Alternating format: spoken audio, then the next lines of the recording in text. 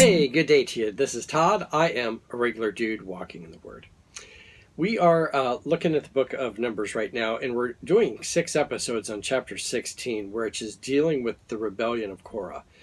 I want to talk today specifically about rebellion and how rebellion can lead to a distorted view of Okay, so if you've been to like a circus or the fair or something like that, and you go into the House of Mirrors, and you see these distorted mirrors, and you're like, oh man, and I look like a fat man, which I look like a fat man. Or I would go into a place and I look like a skinny man. I'm like, oh, that's not right. Or it looks like I have a big head or whatever, because the mirror is distorted and it shows a distorted view. Okay, I can go in there and go, oh wow, I really don't look like that, and come out knowing really what I look like because I've seen myself in the mirror, the correct mirror. But if I come out of there and I think that I look like what the distorted image was, that's where we have problems. And that's what happens when rebellion occurs. You get this distorted view, and a lot of times it's based out of anger, it's based out of envy, which we talked about in the first episode here. And when you have anger and envy mixed in there, you get this distorted view of things, and that it just leads down the wrong path. Okay, so I want to focus on today Numbers chapter 16, verses 12 through 14. We read through those verses yesterday, but I didn't spend really any time on those verses, and you're going to see why, because you can do a whole episode on those 3 verses. So Numbers chapter 16, verses 12 through 14 says this: Then Moses summoned Dathan and Abiram, the sons of Eliab. But they said, We will not come. Isn't it enough that you have brought us up out of the land flowing with milk and honey to kill us in the wilderness? And now you also want to lord it over us? Moreover, you haven't brought us into a land flowing with milk and honey, or given us an inheritance of the fields and vineyards. Do you want to treat these men like slaves? No, we will not come. Okay?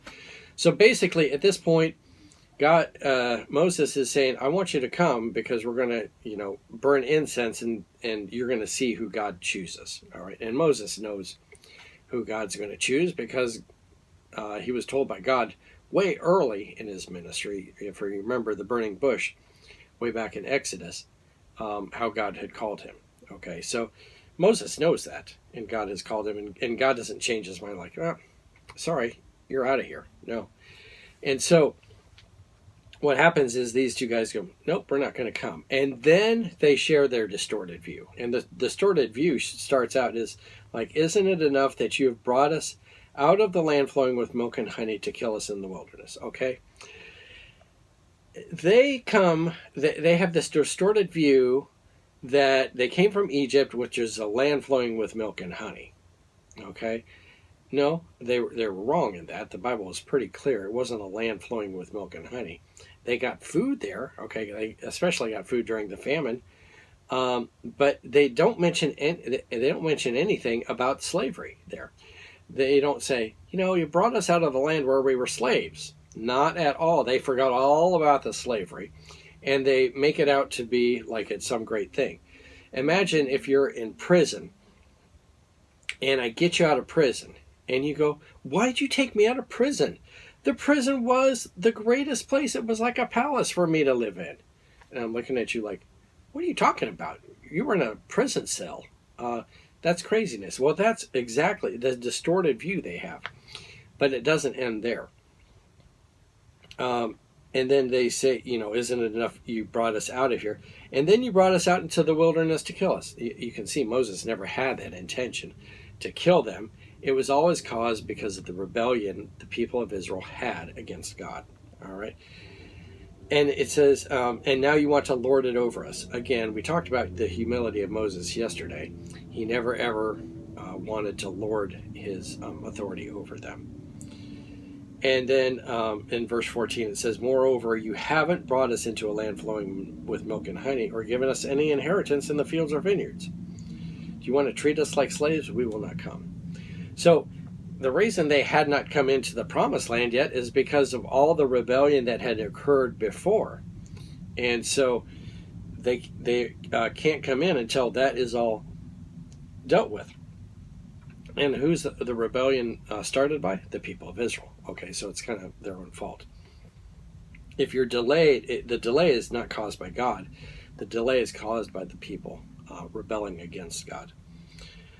So I wanted you to see through this whole thing that this rebellion led to this terribly distorted view of reality.